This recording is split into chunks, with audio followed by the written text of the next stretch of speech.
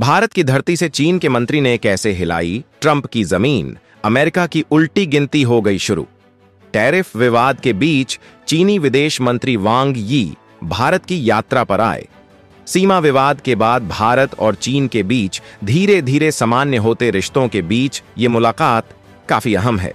वांग यी ने एनएसए अजित डोभाल के साथ भारत चीन विशेष प्रतिनिधि स्तर की सीमा वार्ता के 24वें दौर में शामिल हुए।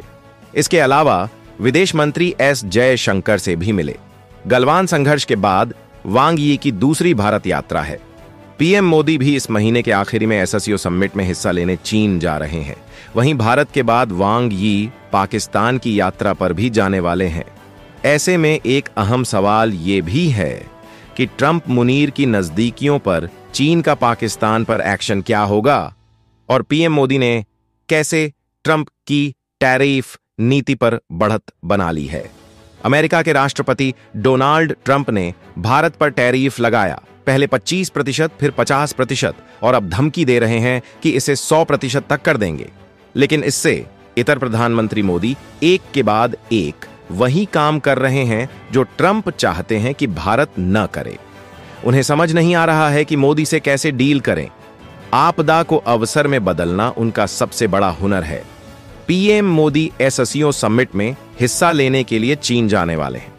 वहां उनकी मुलाकात चीनी राष्ट्रपति शी जिनपिंग से हो सकती है। इससे पहले वांग यी की यात्रा एजेंडा तय करने के लिए महत्वपूर्ण है। चीन के विदेश मंत्री वांग यी की भारत यात्रा का मकसद दोनों देशों के बीच आपसी सहयोग और समझ को बढ़ाना है।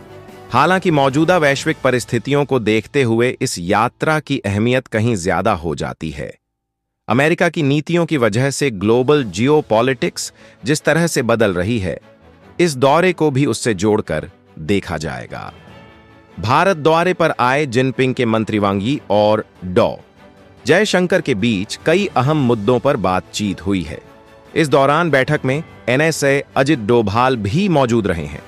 भारत और चीन के रिश्ते काफी वक्त से खटास में पड़े हुए थे, वो अब सुधरने की कगार पर पहुंच चुके हैं, क्योंकि चीन ने भारत के साथ एक ऐसे मुद्दे पर डील करने की बात कही है जिससे डोनाल्ड ट्रंप के पसीने छूट जाएंगे।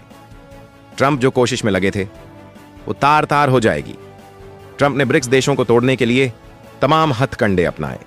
उन्होंने चीन, भारत, ब्राजील, रूस सभी को निशाना बनाया।